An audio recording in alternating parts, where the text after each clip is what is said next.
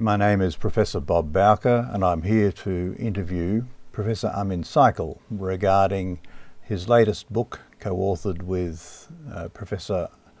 Shahram Akbarzadeh, Professor James Piscatori and Dr. Ben MacQueen, entitled American Democracy Promotion in a Changing Middle East, from Bush to Obama. Professor Saikal, may I begin by asking you what, in your view, are the major messages to be drawn from this most recent publication, which is due out in 2013? Well, I think the most important thing is that there are some connections between what President Bush was trying to do in the Middle East, and particularly Muslim Middle East, and what President Obama has been trying to do. I think they both have been very much interested in promoting democracy in the region, but of course the circumstances did not allow President Bush to proceed on the same basis as President Obama has tried to do. The Bush approach was to impose the democratization in the region if possible, and hence the U.S. activities in this respect in Afghanistan and also Iraq. But as we know, the process of democratization has not really worked either in Afghanistan or in Iraq. It's something which is really imposed from outside, and the result has been that they have only achieved what you may call procedural democracy in terms of an electoral democracy, or what many scholars call the minimalist democracy. But they've got a very long way to go. I mean, to move from procedural democracy to substantial democracy, you have to bring about a very substantial, or for that matter, structural political, social and economic changes, and you have to really change the political culture. But that has not really happened. But there is, and of course President Obama has inherited this in relation to Afghanistan and Iraq. But in the case of the Arab world and the so-called Arab Spring, what has really transpired is movements from within those countries and from grassroots, and the result has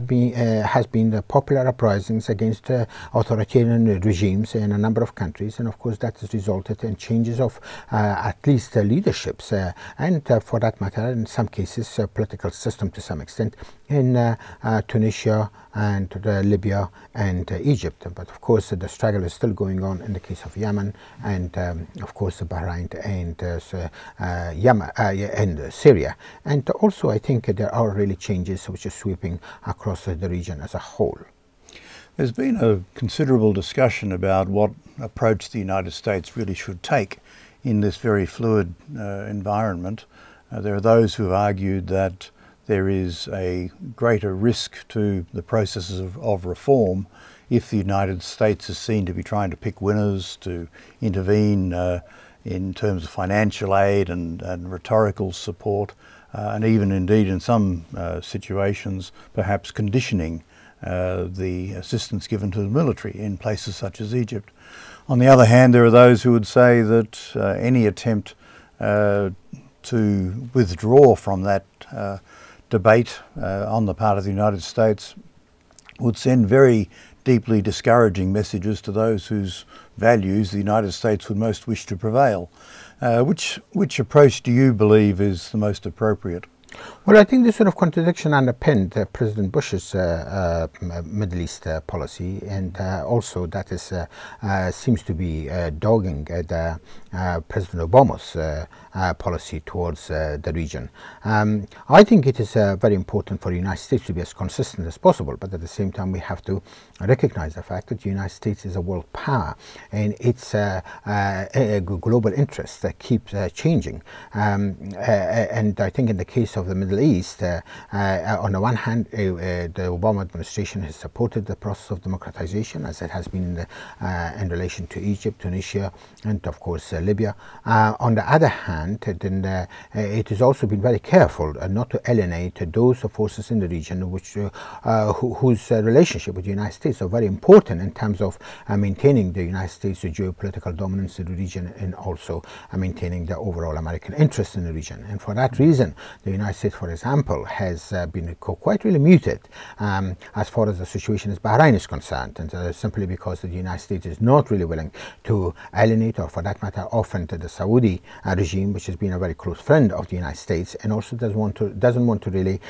offend some of the other Arab Gulf regimes where the United States stands very tall and has got a substantial strategic and economic interest and would like to really preserve those. And of course that means that there is a certain degree of contradictions with which Obama administrations will have to really deal. At the same time, for example, we know that in the case of Syria, the United States is very much behind the opposition, but on the other hand, it's also facing quite a considerable amount of rivalry from other major players on the world scene, for example, China and Russia. And also there is regional actors like Iran and of course Hezbollah, which are really totally opposed to the American push, and for that matter push by US Western allies for a regime change in Syria. It becomes very difficult for the Americans when some of the figures that are most active in support of reform are tagged within their own societies as being simply agents of the West. And I'm thinking here, for example, in the case of Egypt, you have Mohammed al-Baradei, who is being regularly attacked by the forces of the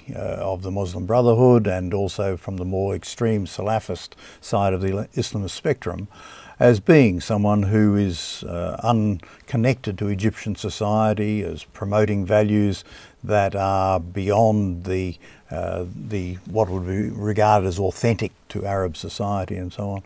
on. How does one build respect for the sorts of liberal secular values that people such as Baradei and Ayman Noor and others have promoted in countries that are basically lacking in role models and respect for values of separation of power and the respect for difference and so on that really underpin democratic behaviour? Well, I think it's important to, first of all, recognize the fact that whether it's Egypt or other Muslim countries in the region, that they are very much influenced, that a great majority of their population have historically been very much influenced by the religion of Islam in one form or another, and it has influenced their psyche and behavior for a long time, particularly in rural areas. And that's it's from this sort of base that, for example, the Muslim Brotherhood in Egypt draws much of its strength, and also that's really been to some extent in relation to the moderate Islamist forces which have been able to come to power in Tunisia. And one must not really forget that also these Islamist forces are quite really strong in Libya, although they did not win the last election. And nonetheless, I mean, they are in a position of influence, and of course they are on the rise right across the region. I think the liberalist and the secularist forces will have to really recognize that and reconcile their ideological disposition with the traditions and the traditional values and practices and ideals which have become very dominant in the thinking and the behavior of a majority of the populations in these countries. And I think it's also important for the United States to recognize that there is this sort of division in the region, and therefore would have to, in one way or another, reconcile some of its interest with the wishes of the people in the region, but at the same time recognizing that there is a great deal of division, and there's going to be a great deal of division. I think in the case of Egypt, as you know, and of course you yourself as a specialist in that area, the population is highly polarized,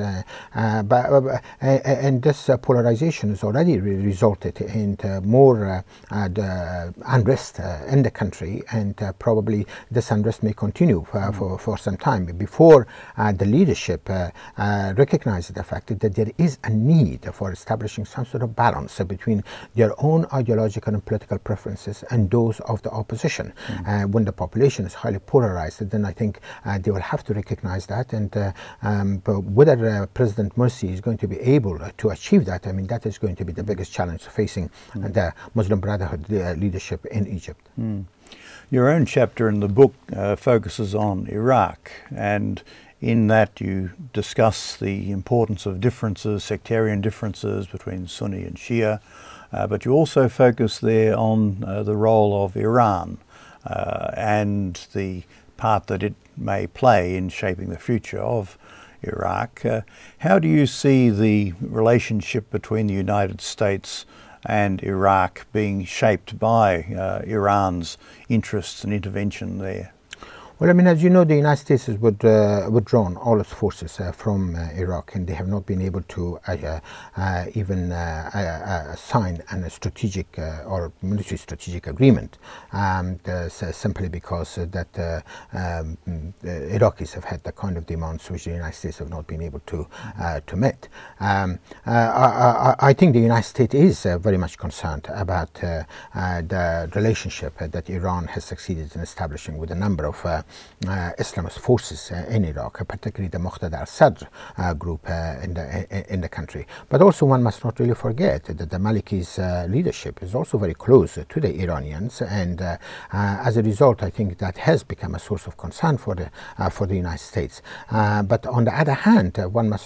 it is also important to be reminded that Iraq has historically been an Arab state and has been within the Arab fold, and I think the Iranians will have to really recognize that. If they don't do that, then I think they're going to face more problems over Iraq with the other neighboring Arab states, and particularly with Saudi Arabia and its GCC partners, or the Gulf Cooperation countries in the region. How influential Iran is now in Iraq? Well, there are two views. One says that yes, it is quite influential, and it has been able to establish a firm basis for its interest in Iraq. But on the other hand, there is a contrary view which says that, look, Iran's involvement in Iraq is not really as deep as many outside analysts may have thought, and Iraqis still have their own identity, and there is particularly the Shiites and the Sunnis. I mean, although they are divided along sectarian lines, but at the same time they do have a very strong Arab identity. And of course the Kurds in the north, who form 20% of the population, would always really like to have at the very least extensive autonomy, and I think they have succeeded in achieving that to a large extent, and that's another source of concern for the Iranians and for the Turks, and for that matter also for the Shiites and the Sunnis in Iraq, because as you know that the Iranians have their own Kurdish population, and so have the Turks, and they're not really in favor of seeing an independent Kurdistan emerging in northern Iraq, because that will certainly have implications for their own Kurds, and they will be totally opposed to that. But at the same time, I doubt it very seriously that the majority Shiite population of Iraq, or for that matter the Sunnis, would be really very much in favor of the Kurds gaining more than what they have at the moment, because they are still part of a sort of a federated Iraq. But should they really declare independence, then I think they will face enormous oppositions, although the United States seems to be very much behind the Kurds, and so is, as far as I understand, the Israelis. And of course the Israelis have always operated with two objectives in mind. One is to make sure that there's no united Arab front emerging against Israel, and another is that no united Islamic front emerging against Israel. And for that matter, the Israeli the intelligence services, particularly Mossad, has been quite active among the Kurds in northern Iraq. You're touching on the United States and its role again. To what extent do you think the United States has the capacity to shape the understanding of Arab audiences about the role that the United States is trying to play in the region, when there is this basic inconsistency between US approaches to their support for democratic values and electoral politics on one hand, and on the other hand real doubts within the United States, in the Congress and in a number of voices within US politics, about the wisdom of allowing Arab audiences to find their own way through some of the challenges that are facing the region. Does the United States have a credibility problem that it cannot overcome in the region? I think what you just said, together with the United States' unqualified support for Israel, has placed the United States in a very precarious and a very difficult position. It has really weakened its standing in the region over the years. The United States is not as strong a player in current situation across the Middle East as perhaps it was even 2 years ago, 3 years ago. I mean, American geopolitical dominance was fairly strong at the time. I think with the changes which have really taken place in some of the Arab countries in North Africa, and the changes which are afoot in Yemen, and of course Syria and so on, and with the rise of political Islamism that's really sweeping the region, I think what the United States could expect that is going to have less space in terms of really influencing the outcome of events. But of course, the United States is still an important player. I mean, it does have quite a number of allies, not just Israel, but also there's some very good friends among the Arab countries. For example, the conservative monarchies in the Gulf, Arab monarchies. They still have a very, very close relationship, close the economic, strategic, and for that matter, diplomatic ties with the United States. And even in the case of Egypt, as you know, the Egyptian military has very close ties with Washington. Not that Washington is really pulling strings from behind the scenes, but it's always in a position to play a role which could possibly influence the events in one way or another, but not directly, but rather through proxy. But certainly, I think the space has become more and more limited for the United States to play as big a role as it has really played in the region in the past. It's very interesting that the Muslim Brotherhood in Egypt has gone to considerable effort to familiarise Washington with its own programs and priorities and so on, and to provide reassurances to Washington about the intention to maintain a stable relationship with Israel and so on. But at the same time, it's being strongly criticised within the Brotherhood itself for taking that approach. And in fact, both Brotherhood and secular elements of Egyptian politics are quite critical of the Morsi government for failing to represent the authentic views of what they would claim to be the vast majority of Egyptians so far as such issues as Palestine are concerned. Perhaps the pressure is going to be on the regimes rather than on Washington to manage these problems. As you're aware, I mean, the Muslim Brotherhood is a very diverse group. I mean, it's made of various strands. I mean, of course, there is the sort of the really moderate ones, which I think probably President Morsi would be identified with that group. And then there are the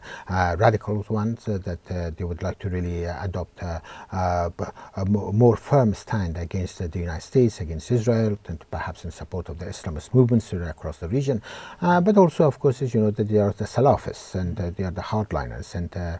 when it comes to crunch, probably they would be prepared to join forces with some elements of the Muslim Brotherhood in terms of protecting their overall ideological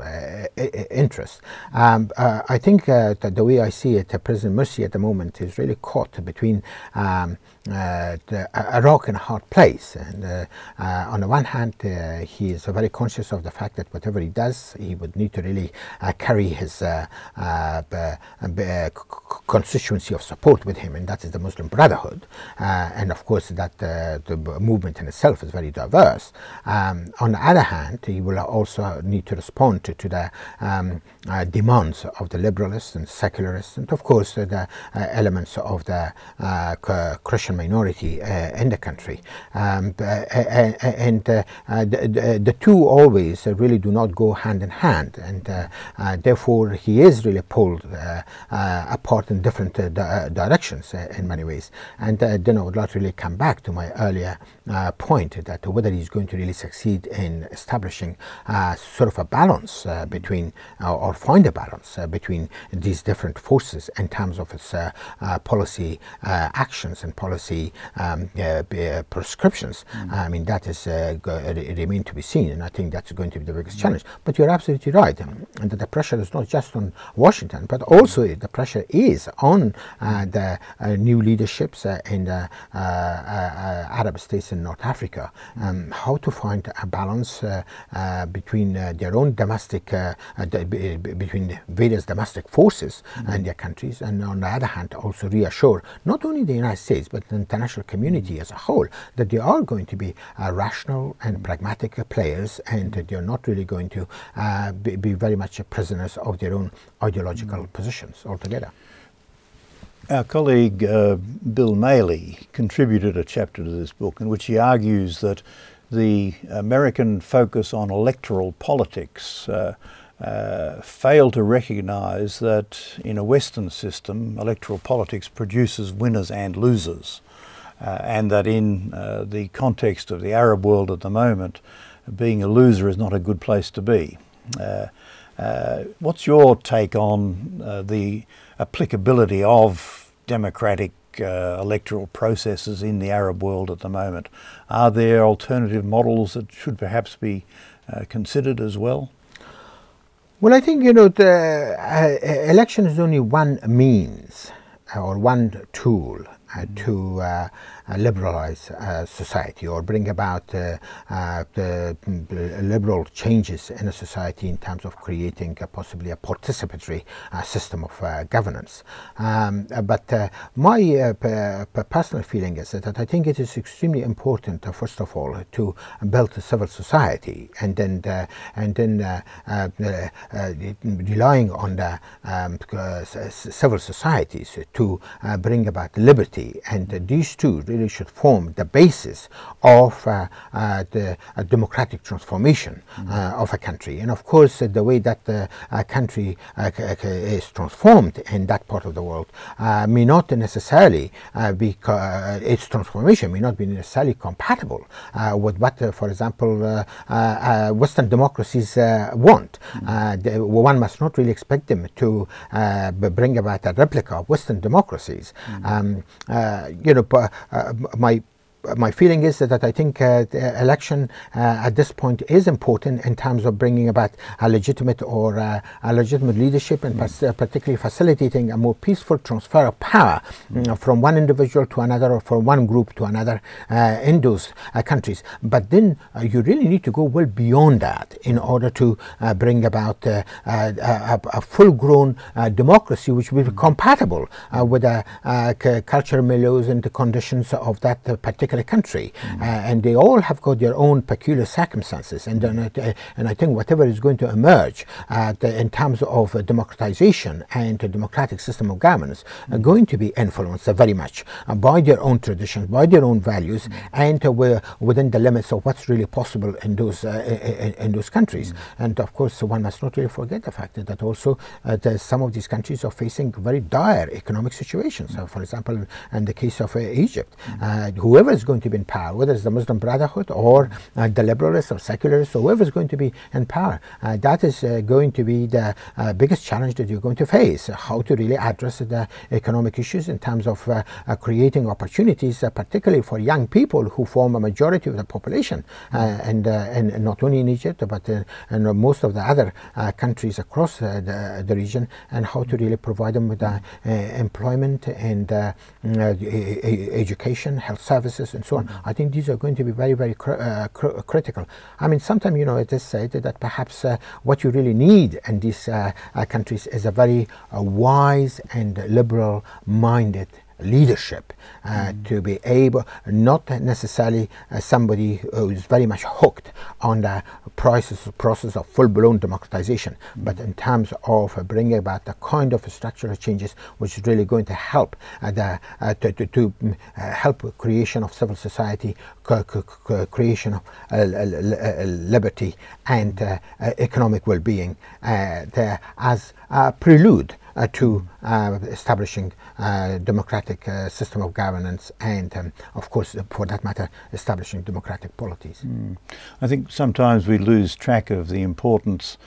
of the contribution that the United States and other Western donors can make, also in terms of enhancing the institutional capability of Arab societies, and through that building the means for which civil society can actually have a greater voice in politics. Women, for example, largely uncited throughout the Arab Spring or Arab uprisings, and particularly in the aftermath of the uprisings, they are being increasingly marginalised. And yet, if there are programs of micro-entrepreneurial support and support for the building of awareness and literacy and so on in politics, that will over time have its own impact, and a positive one. Well, I think you're absolutely right, and I think there is a role for the international community to play, and particularly for the Western Alliance to play in the process of liberalization of these societies in the Middle East. But it is important that how they really go about it. I mean, they will have to really channel their aid according to the needs of those countries and not according to the interest of the outside powers. And I think they will have to engage in very widespread consultations to determine what is precisely really needed and how that can really help the peoples of those societies, rather than really promoting the Western interest in terms of their security and in terms of their well-being. And I think what has really happened, for example, in the case of Afghanistan, the US intervention has not necessarily resulted in benefiting the great majority of the Afghan people in terms of their economic well-being and in terms of their social standard of living and so on. Something like 40% of what is really contributed to Afghanistan from the outside world, in particular from the international community, in the United States and its allies in particular, have been really spent in those countries. They've not really found its way into Afghanistan. And the 60%, of course, which has been spent on Afghan reconstruction and security building and political reforms and so on. I mean, again, a large amount of it has been spent on the external NGOs and the contractors and subcontractors that have come from really outside and not necessarily from inside Afghanistan. But I think in the case of, for example, Egypt, that they would have to be very careful. What is really the needs of Egypt and how the aid could be really channeled, that on the one hand could really benefit the Egyptian public. On the other hand, it does not really appear that the United States really interfering in the internal affairs of Egypt. So that requires a very balanced approach on the part of the United States and, for that matter, its allies, including Australia. Amin, thank you very much. And if you have any other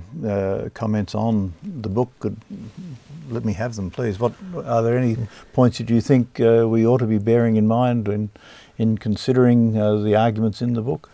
Well, thank you very much, Bob. The only thing that I would like to really point out is that I think the Arab countries have made, particularly where the revolutions or the uprisings have taken place, they have made a start. And I think they are at the beginning of a very long journey. And I don't think either the region or, for that matter, the international community as a whole should expect a transformation of these countries into democratic states or democratic polities overnight. They are starting from a very, very small base, and they've got a very long way to go yet. But at the same time, I would like to really point out that you've also made a very substantial contribution to this book with your chapter on Egypt, and I think it's very important for our readers to not only look at the other chapters but also yours. Thank you very much. My pleasure.